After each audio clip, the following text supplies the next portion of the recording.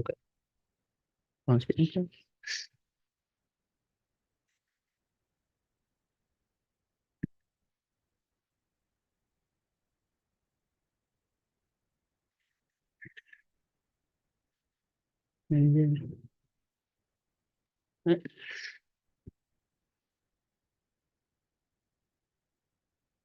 Okay.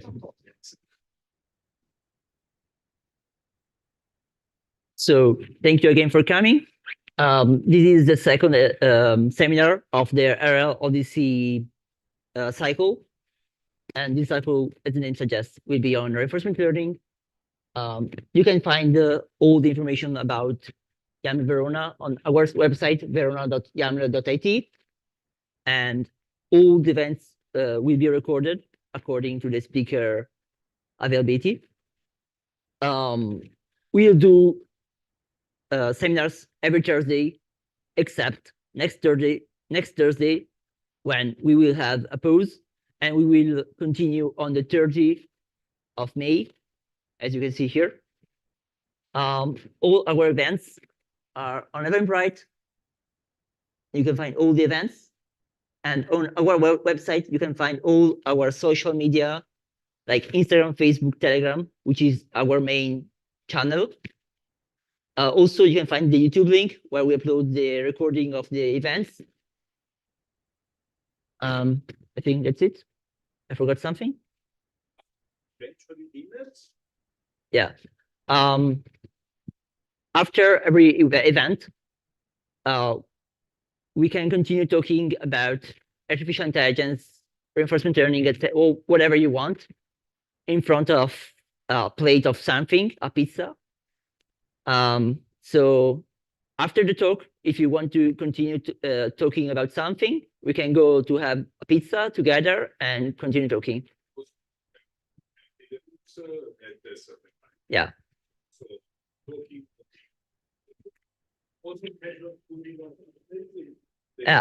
If there is interest, let us know on the Telegram channel, on the Telegram group.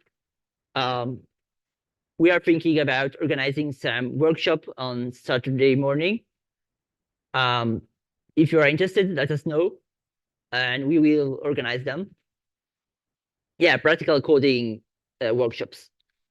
Now I leave the stage to Alberto, who will start to talk about deep reinforcement learning.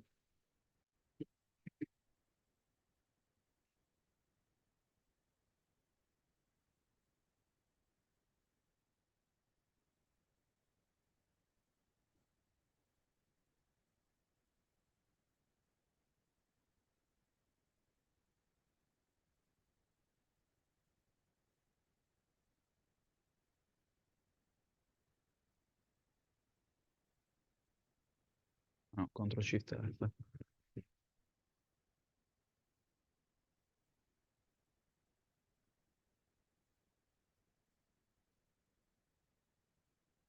Okay.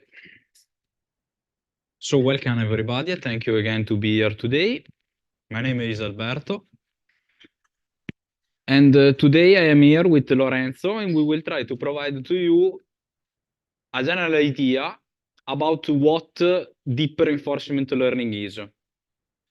In the previous episode, the previous Thursday, we told to you about the tabular methods.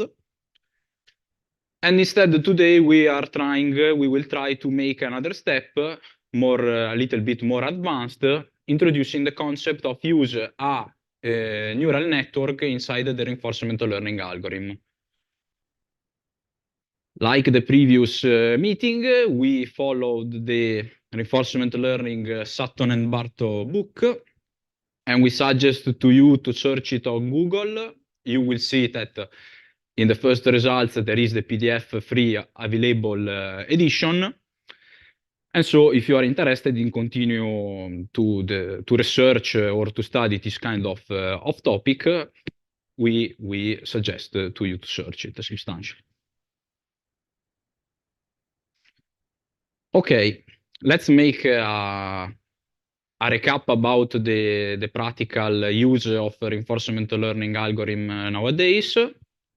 Here we have a a self-driving car system where substantially we have frame by frame, picture by picture information that are extracted, that are provided to an reinforcement learning algorithm, which has to act in the best way as possible. Like you can imagine, in this kind of application, of course, the taking care in the development and the properly work of this algorithm is really important, because there could be some problems if for instance, a car will crash against objects, or worst, against humans.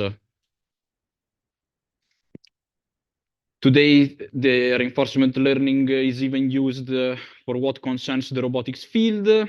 Here we have the so-known Boston Dynamics that probably you already saw.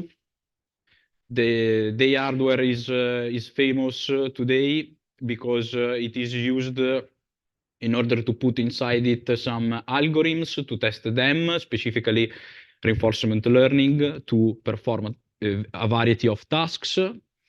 But even always in the robotics field, we have the robotics arms. They are more used in manufacturing, where, for instance, an arm which has a camera is able to perceive frame by frame which objects or which obstacles are around, and the goal is that of move something substantially and avoid collision with other objects, or worse again, with other people, of course. They are even used in the medical field today, and probably this is the area where the care is at the maximum level, because like you can imagine here, if a reinforcement learning algorithm commits a mistake, it's a problem for the patient.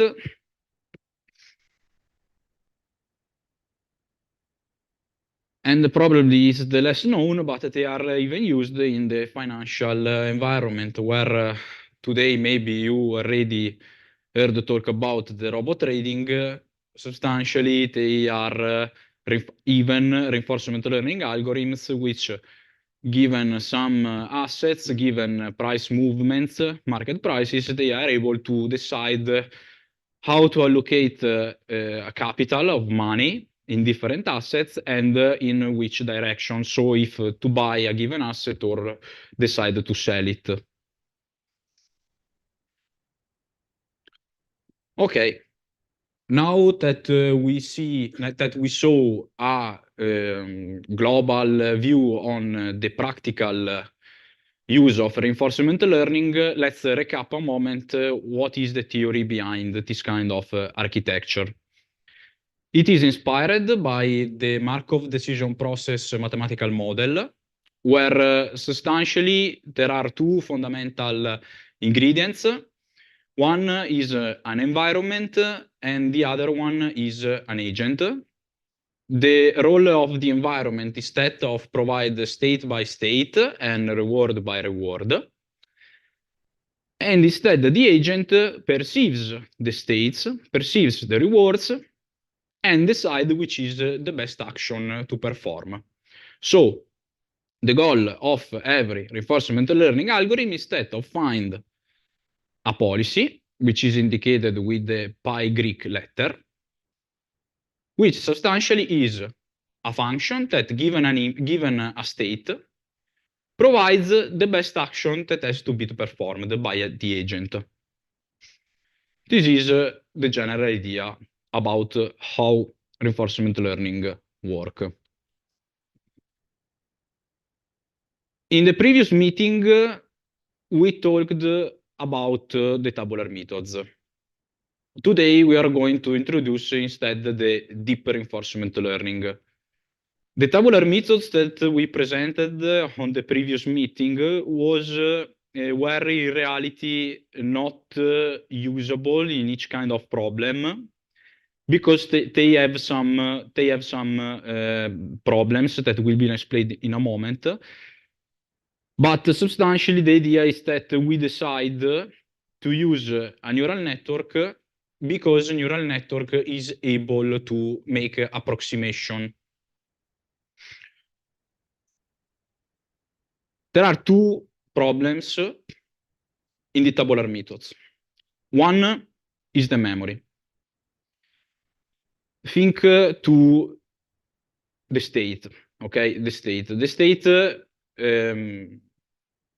is represented by numbers, okay?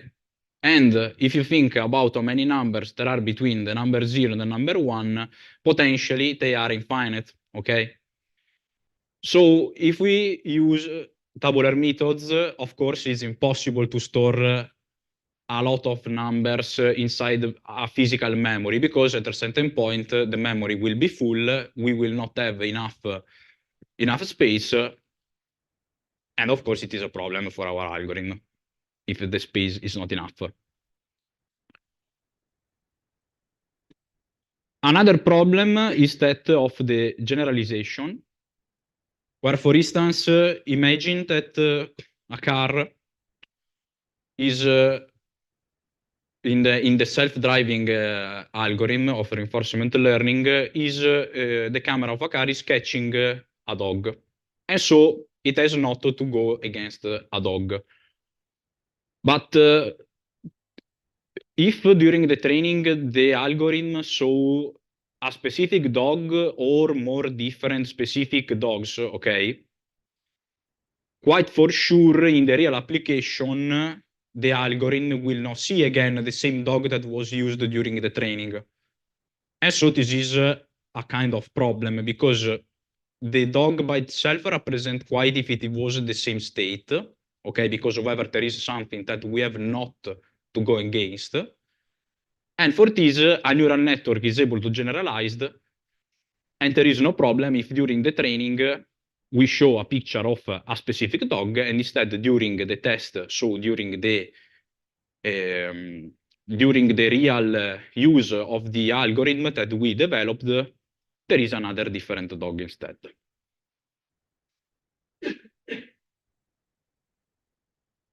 Why neural networks?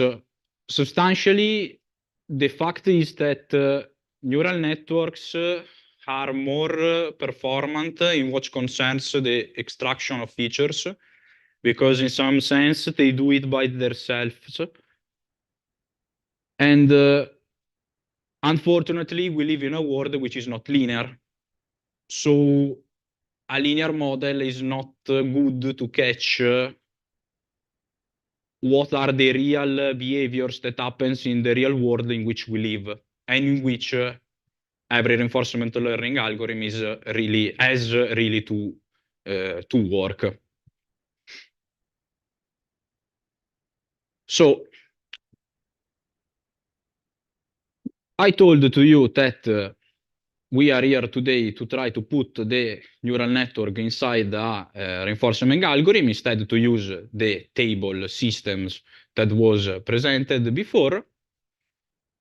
Let's talk about what a neural network is. Now I will provide to you a general idea about how does it work and how it is composed. We have an input that here is are represented by the red circles, which flows inside the network, and they are manipulated by some weights. At the start of the training, the weights are randomly generated. So these W1, W2, Wn are random numbers. Here we find a neuron, okay? These two circles in reality represents a unique neuron, where in the first phase there is a summation of the product between each input with its own weight.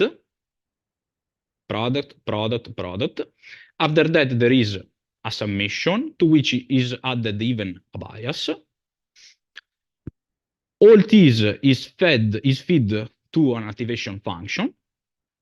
And after that, a lot of these neurons, okay, this is just a basic neural network. In reality, there are a lot of neurons inside the neural network, a lot of layers with each one different numbers of neurons. The goal is that of provide an output. So given an input, the idea is that we want to achieve a specific output. How does it work properly? To train a neural network, there are two fundamental steps. The one is know the forward, and the other one is the backward propagation. Imagine that given an image, we want to decide if in the image there is a dog or not, for instance. So the image is fed like input to the network. Every pixel flows, okay, like information through weights. No, okay, an image maybe is not properly the right, because this is not a convolutional neural network, but this is okay. No, not an image, but imagine that given a state which is composed by some numbers, we want to decide something. In the reinforcement learning, usually we want to decide which is the best action to take, okay? However, the input is manipulated by the weights, okay? During the forward pass, there are a lot of products and a lot of sums, a lot of activation function, okay? And at the end, our network will produce to us a prediction, okay? Now, we know in reality the true values that we was waiting for from the input, okay? We compare the predicted value with the true one using a loss function. So in some sense, we check how much is different what the network produced than what it has in reality to produce. More is different, more is like the error, less is different, less is the error that we have. At this point, from the error, we are going to backpropagate, okay, to each weight of our network, in the sense that we are going properly to change its weight.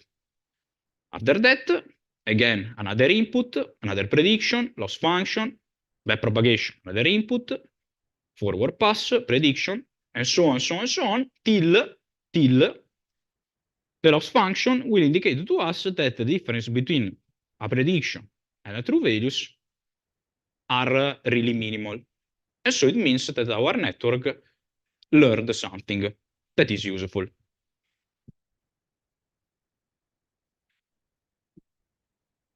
Here is represented graphically how in reality a neural network works. The irregular plane that you see is the loss function. And our objective is that of find the best weights configuration in order to minimize the loss function. In order to find the minimal point that we have in the loss function. Here you have for each axis a different weight of our network, for which is described a loss function. And here I showed to you more optimizer. I will not go in the detail because this is the topic of today's reinforcement learning, but the idea is that they are trying to move in the space generated by the loss function in order to reach the minimal point. When the minimal point is reached, substantially we find the right configuration for the weights that we have in our network. And our network properly will work in a proper manner.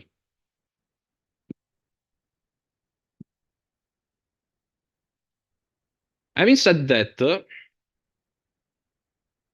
what we want is to design a loss which allows to us to make these kinds of transition from the tabular methods to the neural network, to the deeper reinforcement learning method. So the idea is here to use a mean-square error, where substantially this is a loss function of which we know which is the true value. We have the predicted one from the network, and we check the difference between them. More specifically, for what concerns the reinforcement learning, what we have here is the true value function and the value function that is provided, or better, the output of the value function, which is provided by a neural network. I will remember to you that value function is a function that, given a state, tell us how much is good that state. For instance, if my objective, like a reinforcement learning algorithm, is that from here to go to the door, okay, here the distance is 3 meters, 5 meters, I don't know. If I am instead in this precise point, I am more near to the goal to go to the door, and so here the goodness of this state is better than to be in that state where I am more far from my goal.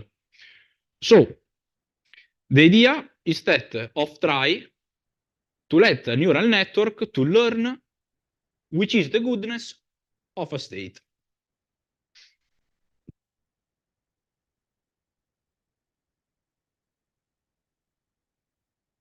Here we have the so-known update rule,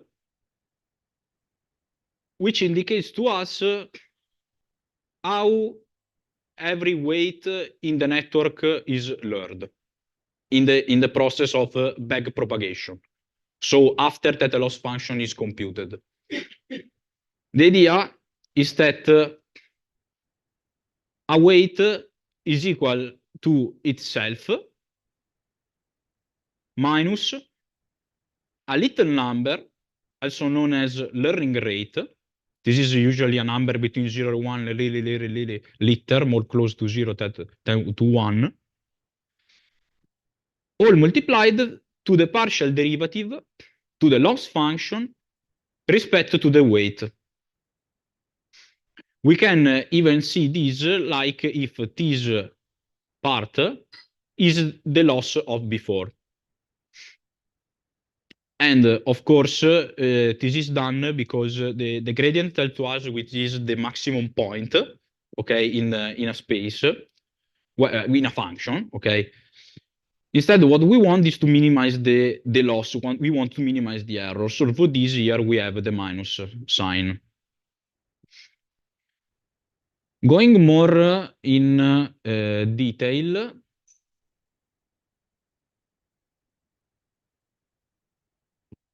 okay, going more in the detail, we try to expand the loss, okay, using the mean square error that we see before. The idea is that here we have that the new weight is equal to the old one minus the learning rate for the gradient of the true value, which is the true value of the goodness of a given state, minus the one that is predicted from this network. Our goal here, of course, is that of build a neural network which is able to provide to us the right value function, and so to minimize as possible this error, because imagine that the true one is equal to the predicted, okay? It means that if these two are equal, here we have 0, here we have 0, and we reach the convergence because there is no update in the new weights that we are going to compute. Here we have the formula after the derivation, where substantially here there is a function of a function, so there is the derivative of the first big function, the 2 is bringed in front of, so 1 over 2 disappears, multiplied for all the argument of the function, all of this multiplied for the gradient, and we are making the derivative respect to Vt, okay? So here there is no Vt 0, here there is the same of before. The minus goes down into 2 because it is the derivative of this one, so here disappears this minus and begins a plus.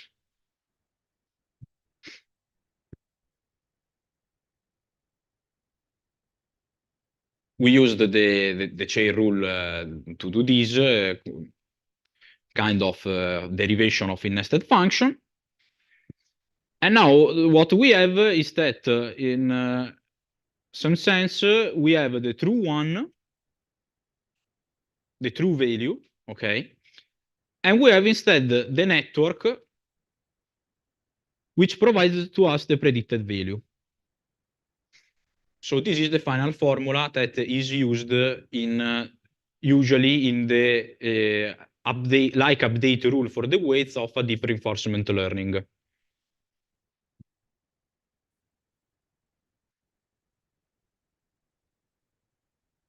Okay.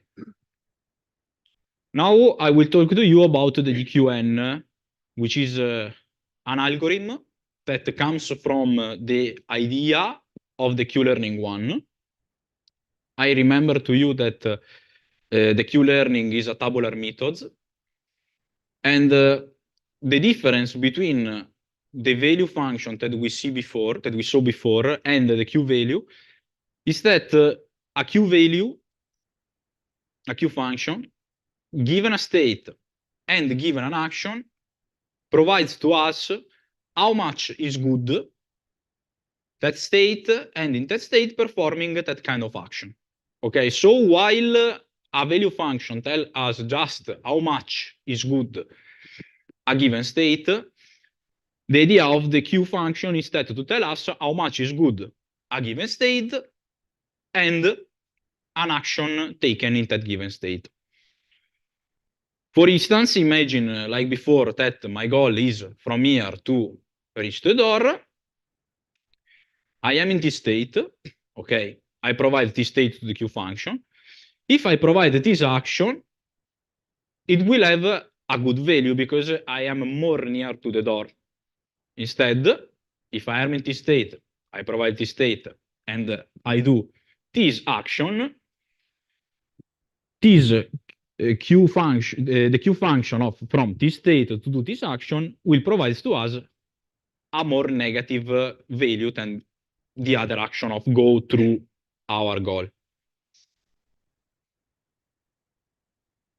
The Q-learning update rule, is like you notice, is more similar to a neural network way to update weights. And in fact, here we have that the new computed is equal to the old one plus, with a certain learning rate, the reward that we take in this moment, in this state to perform an action, plus the value of the state to make the maximum action. In the future, here we have t plus 1. Okay, so the general idea of the reinforcement learning is that when we act, when we do something, we have even to take in account of the future. This is a concept that there is every day, even in what we do, if you think to it. And it's important not only to think to immediate reward, but it's even important to think what I am do now and what this will produce in the future. So what will be the reward in the future? In the previous meeting, we show an example. For instance, imagine the effort that a student has to take studying. In the like immediate reward, it's negative because the study is an effort. It takes energy. But at the end, like future reward, if you studied, you will pass an exam, so it will be a good action. Or for instance, the vacuum cleaner, like a Roomba, while he's moving, the objective of the vacuum cleaner is that of clean all the house, all the room.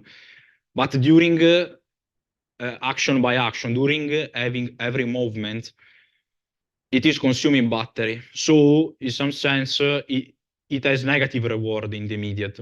But in the future, the goal is that if he consumed batteries, he worked, and the house or the room will be cleaned. So it is important even to take in account what is the goal, how much is far from the current state, the goal that we want, that we aim to achieve. All of these minus the current Q value. Why this? This because in the algorithm, if we are able to guess these two values, okay, it means that they will be equal to this one. Here we go to 0, here we go to 0, and there is a convergence of the algorithm. So it means that in tabular methods we found the best, not the best, but we reach a convergence. There is nothing that we can update. We just know what's going on in this kind of environment with this kind of problem. Coming back instead to our friend DQN, which use a neural network, the idea is plus or minus the same in the sense that here we want to update a table. Here instead we want to update a neural network. In this particular case, a weight of a neural network. The idea is that the new weight is equal to the old value plus a learning rate, the current reward plus a little bit of the future, okay? And we call all these target value because these are the, let's say, the known value, the true one, okay? The label, okay? Minus the action value. This is what we have to guess. This is what, specifically, what our neural network has to learn, this function. If we are able to make the algorithm to learn this function, perfect. This will make 0, this will make 0, 0, and there is no, again, an update on the weight. We reach the convergence.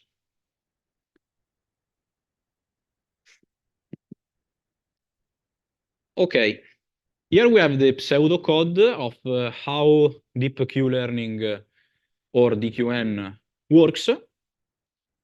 The idea is that we start initializing a neural network with arbitrarily weights, okay? So at the start, all the weights of the network are random, and they are taken from the real numbers. Of course, they are float. After that, we loop over each episode where, let's recall this concept. An episode or a trajectory is a sequence of state, action, and reward that comes one by the other in the time, okay? And usually for to train a reinforcement learning algorithm is important to generate episodes, and after that to iterate over them. However, every algorithm has his own method to do this in how he prefers. So, iterating over each episode. After that, when we iterating, we initialize the state in an allowable state. And after this, we loop until we do not reach the end of the episode. So imagine that, like before, the goal is from here to go there. I tried first to make one path. After I have another episode, I make all around of the room, and this is another path, okay? All of these paths are different episodes. So we start from a given state. We choose an action, and we choose it following a policy derived from the Q function. This Q function, in this case of the DQN, is a neural network which takes as input the state in which we are, the action that we performed, and will provide to us for each action that we have in our problem a certain value. Use a policy means that we select which is the max, okay? Because the policy in the reinforcement learning field is that function that tells to us which is the best action. The Q tells to us for each action which is the value, okay? Numerically speaking, the policy tells to us which is the best between all the actions that are performable.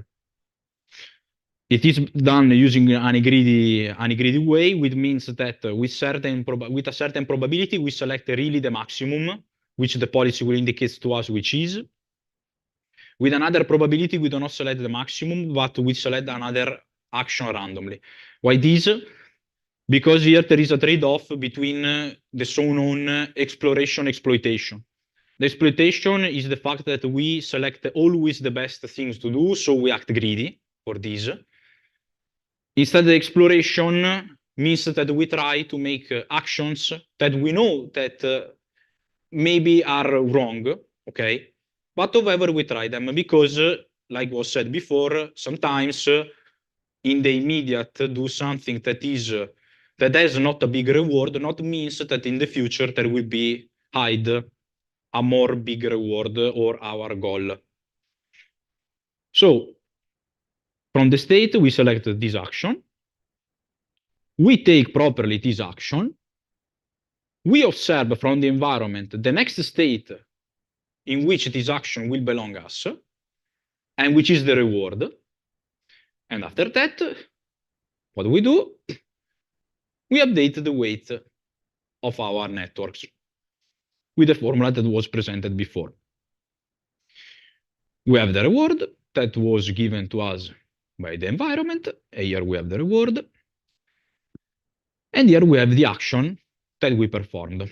Okay, this is the action value. This is what we have just done in the state of before.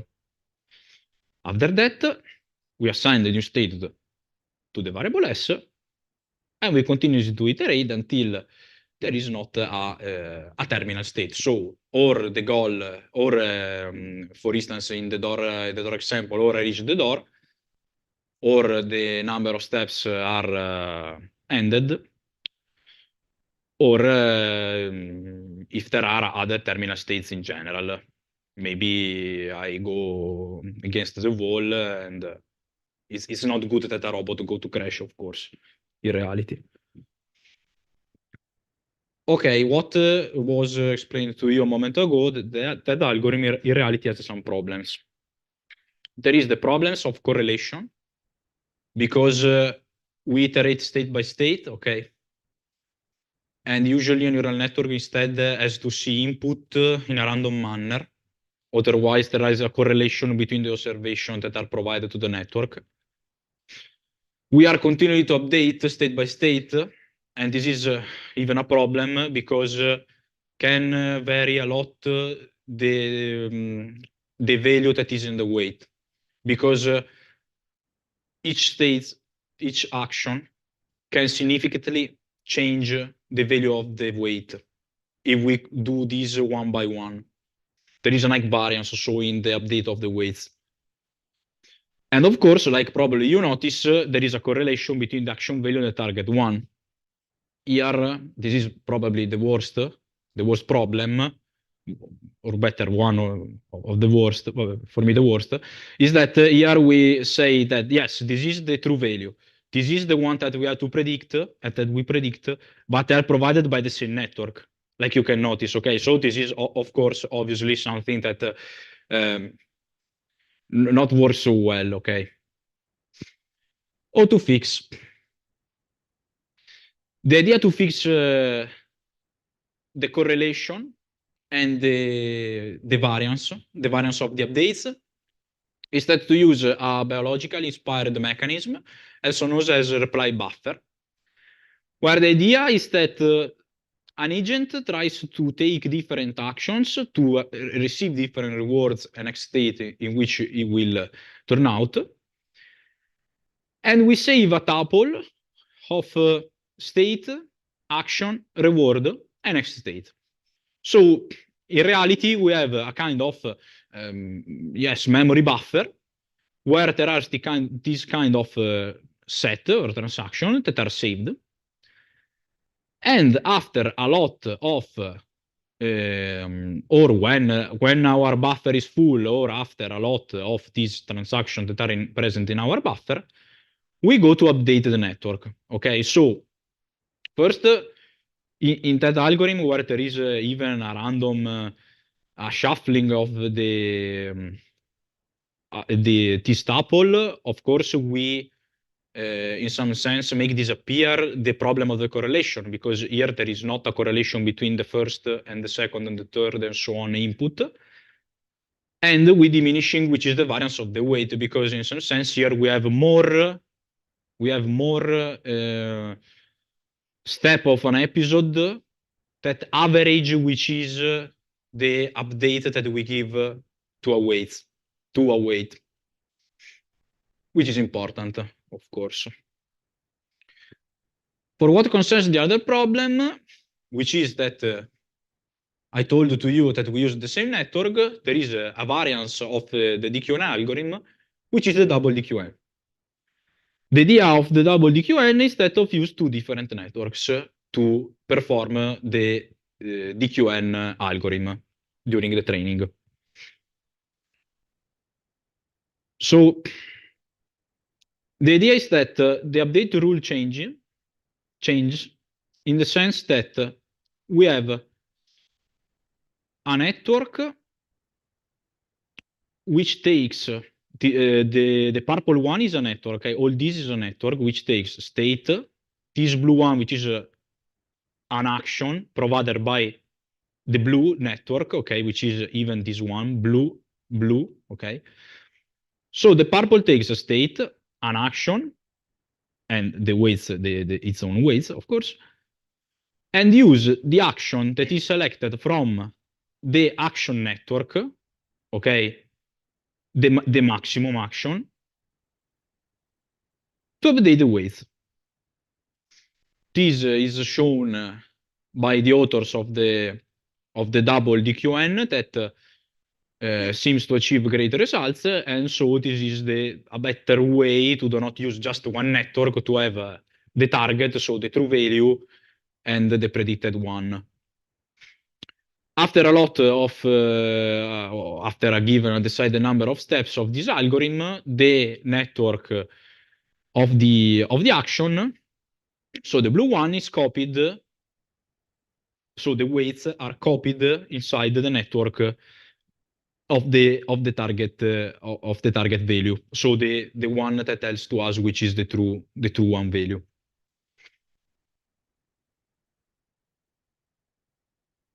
Okay. If there are no questions, or if you want to ask questions, you can do. This is the moment.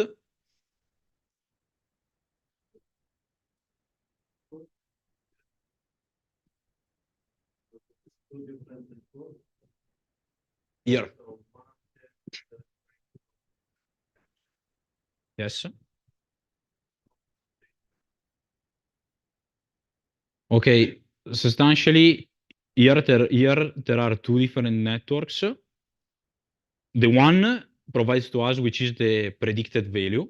Okay, so the one that we want really to guess. In fact, at the end, we are going after some steps to copy this one in this one, so become the same. Okay, in some points during the iteration of the algorithm. Instead, here we train another network with other weights. Okay, but we provide as input the maximum provided by the blue one. Okay, by the one that we are trying to train. So the point is, maybe it's more clear from this, that we are updating, let's call the first network, okay? But like input to the second network, we provide the maximum of the first. Tell me if... Okay. So, because this is the only v prime t that we have, okay? Which is with this q at. Okay, so this q at is a neural network from this bracket and this bracket. Okay, the neural network takes as input state, action, all this is action, and its own weight. Like here, this is another neural network, state, action, and its own weight. Okay, so here the action is provided directly by the maximum action that we have if we provide to the first network this state that we are evaluating with the action that we are evaluating. In reality, here, yes, it's because they are the same network in some sense. Okay, yeah, technically speaking, at the start, they have to have the same shape. So if here there is like input, a state, and an action, okay, in the first one, even in the second has to be. In reality, here there is an Rmax, okay. So So the idea is that from this network, we select every time which is the maximum one. I don't know if, and this, in some sense, is going to substitute what we called the true one, because the true one is the maximum, even in the previous example. So the idea is that we want to continually to find which is the maximum one, and at a certain point, if the algorithm works, it should be the correct one that we use there. Okay.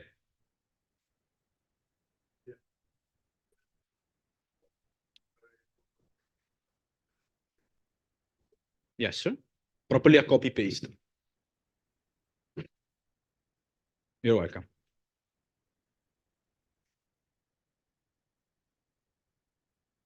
If there are other questions, otherwise, we will take a break. You're welcome.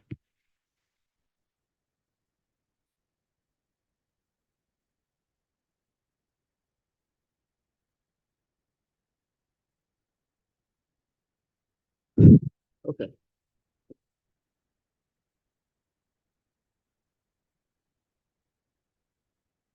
Okay. We can continue.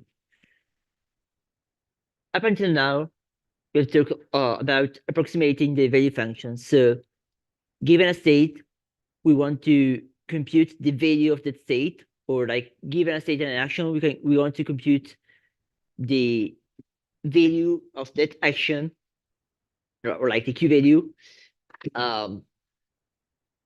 Now we'll talk about policy gradient. Policy gradient means that instead of approximating the value of the value, okay, we will approximate directly the policy. So instead of computing the value of an action, we will have directly the probability of selecting an action.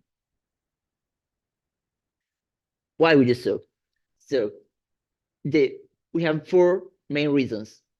The first is that learning a policy, instead of learning a value and then deriving a policy from a value, from a learning perspective, is simpler and easier. So that means we will convert faster. We will learn faster our policy. Just recall, our goal of reinforcement learning is to learn a policy. So learning a value is just a way to derive the policy, which is our final objective. So if we can skip a step, it's better. By learning a policy, we can incorporate prior knowledge into the network. Since at the start of the learning process, we initialize the weights. The way in which we initialize the weights can be custom, and it can, in a sense, take care of prior knowledge we know from our experience as humans. Also, in the previous case where we learned the value function, we couldn't use stochastic policies. Stochastic policies means that if we are in a state, the action we will select is not deterministic. So the probability of selecting for example, I have three actions: going up, going left, or going right. The probability of selecting, for example, the action going up is not sure. Don't have the probability 100% probability of selecting the action go up. The probability of each action is less than 1. And this is useful since the world is uncertain, and sometimes a stochastic policy is better than deterministic policy. And the last point is that to use the value methods, we need to discretize the actions. But if the problem requires continuous actions, discretization might bring some error into the learning process. So by using policy gradient methods, we can directly compute continuous actions. The first algorithm we will see is called Monte Carlo policy gradient, or reinforce. It's called Monte Carlo policy gradient because it is inspired by the Monte Carlo algorithm we have seen the last time, and we will see now in a bit why.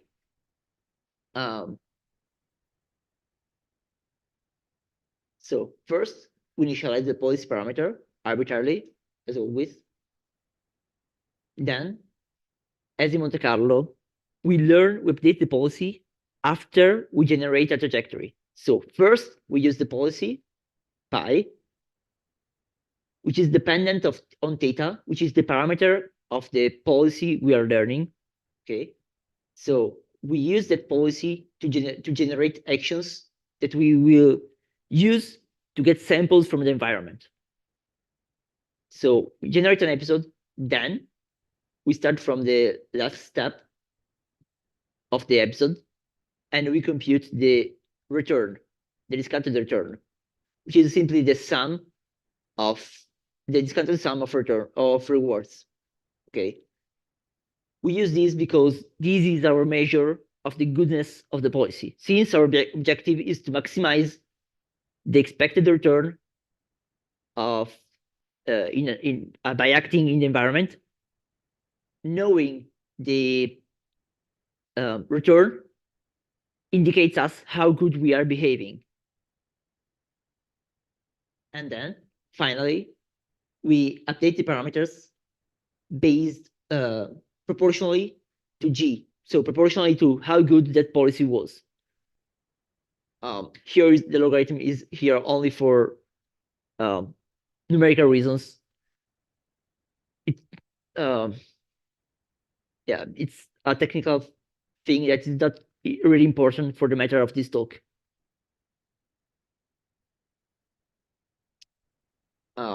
Reinforce has a problem that by generating a trajectory and then updating the policy, we make big shifts in the learning. Okay, and this leads to high variance in the learning, so slow learning. So it's really hard to converge.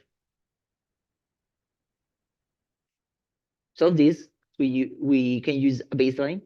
Okay, so the concept of reinforce with baseline is that instead of updating the policy by only using G, okay, we use the difference between G and the baseline.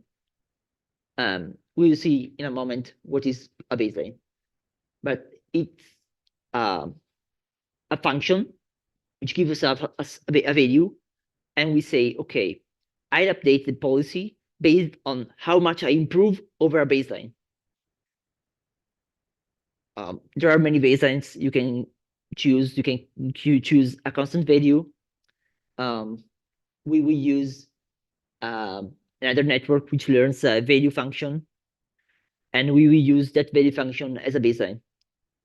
But in the literature, you can find really many papers about various baselines you can choose. So as before, we initialize the weights of the networks. In this case, we have two networks. The first, theta, is the policy network, which learns the policy, the actions we need to perform.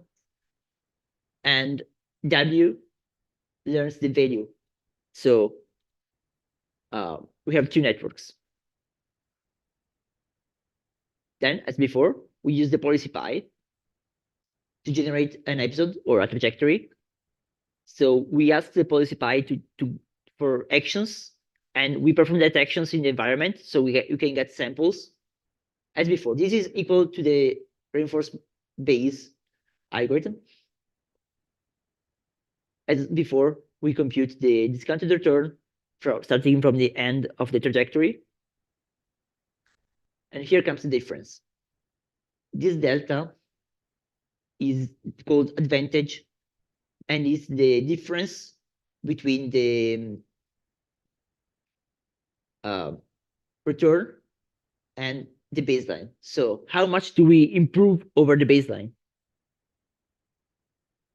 And finally, we updated the two networks.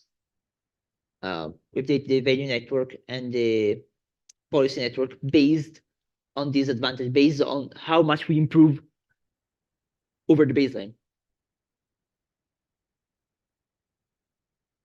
As you can see from this plot,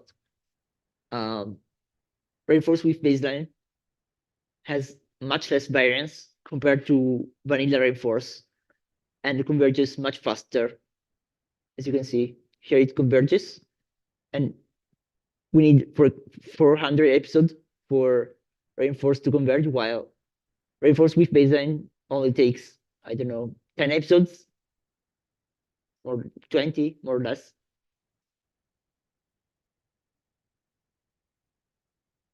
So,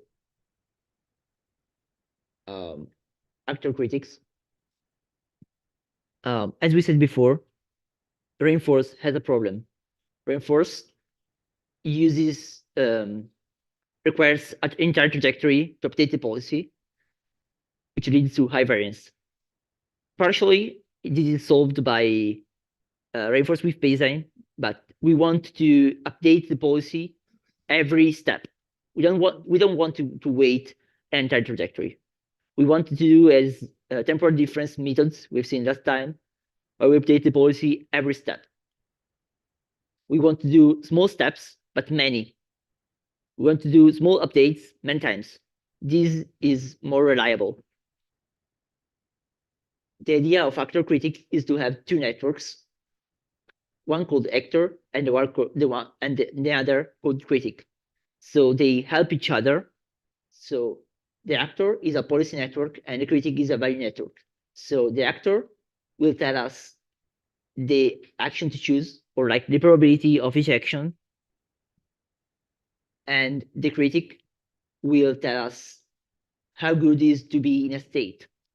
Just to recall, the Q value of the value of a state is the maximum over the Q value of all the actions I can perform in that state.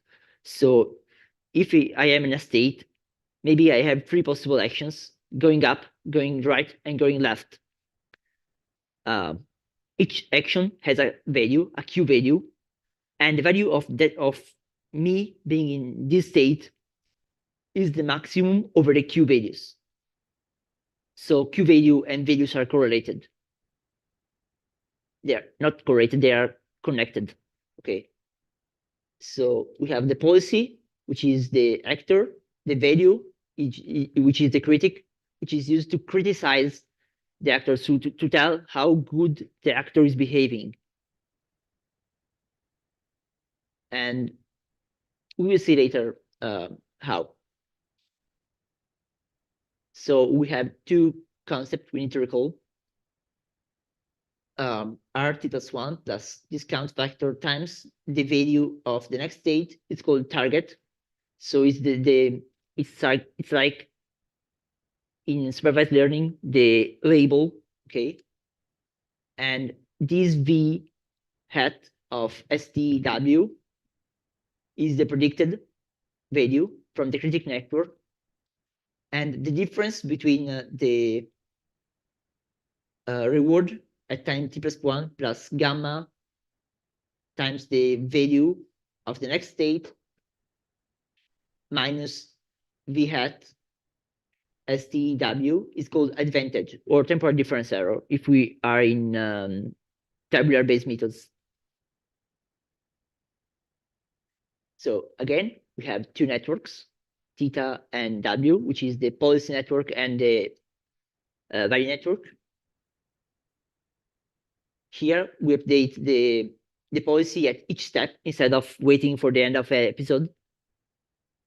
And we first compute the advantage, so the difference between the target and the estimated value.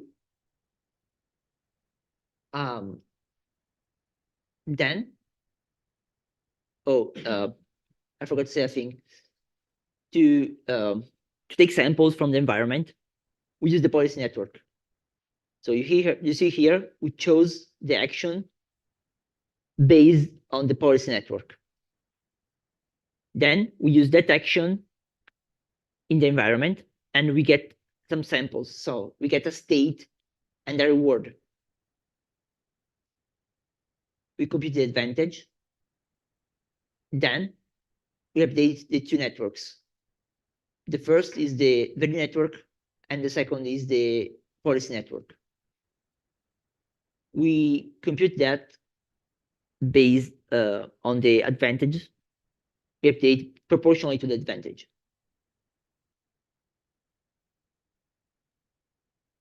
And finally, we have some open challenges. So in these two talks, we have introduced some methods, but in the reinforcement learning fields, there are still some open research questions that needs to be solved. And those are some of them. The first is safety and robustness. So when we train our reinforcement learning agent, particularly reinforcement network-based reinforcement learning agents, we want to be sure the agent will behave in a safe manner and the performance will be reliable. This is particularly concerning in safety critical environments like health or finance, where you can lose a lot of money or like you can lose people lives, and you want to be sure that the agent will not learn some actions which might be dangerous. And this is particularly difficult for neural networks because they are considered like black boxes and they have 1,000 of parameters. And to understand how to ensure the safety of a network is really a hard problem. The second is sample efficiency. So to learn a policy, we need a ton of interaction with the environment, which might be costly or time consuming. So we want to learn a policy with the least number of samples as possible. It's like supervised learning. So you want to learn a function with less examples as possible. The third is generalization. So once you learn a task, if you have a task that is similar, you don't want to train the network again. You don't want to train the agent again. You want the agent to be able to recognize that the task is similar and the thing that it learned before can be transferred to the new task. But this is not easy because usually the learning is task specific. And finally, explainability and interpretability. As the first challenge, especially in health or finance or safety critical environments like self-driving cars, for example, you want to understand why the agent made some decisions instead of others. So you want to explain the thinking process of the agent. This is particularly challenging in neural networks because they are usually called black boxes, where you don't know what happens inside. Some of these challenges will be some solutions to these problems will be presented in the next talks we will have during this session by the other authors. And that's it for today. Thanks for your attention. Oh, I forgot. There are questions? Yeah. For the policy network, I think how we compute loss for the policy network.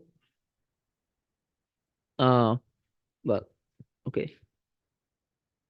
Where in actor critic? Yeah. So the value network is this story. Compare the value predicted. Yeah. So this is our loss. But for policy network, what is the loss? So you can this is the probability of choosing this is the gradient of the network. Okay, so you take the gradient of the network, you go back propagation. This is the advantage, the difference between the computed return minus the baseline in this case, but it can be anything. And proportionally to the improvement you do, you update the policy. Not clear. Okay. What?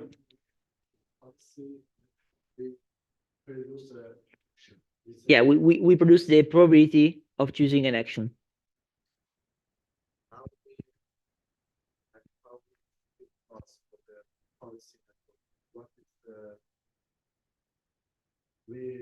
I don't know how we compute the loss for the policy control. The policy network does produce the action. Yeah. So The update is so we don't have the true action we need to select, but we have a feedback from the environment which tells us how good that action is. So by updating proportionally to the advantage, we are saying that the action that achieves a higher reward is better. So we want that an action is performed more often if it leads to higher reward, to higher advantage. So here we have delta, which is the advantage, and we update proportionally to the advantage. So based on how much we improve over the baseline, we update the network. Like the reward gives you how much you want to update the weights.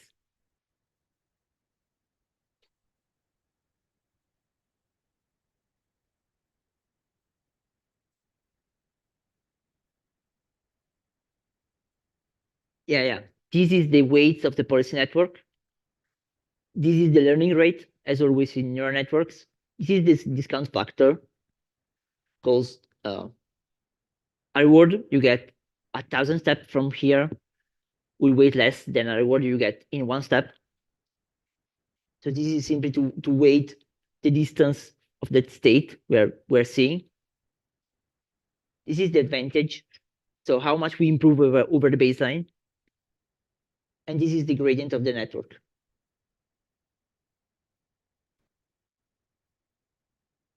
Okay. Other questions? Okay.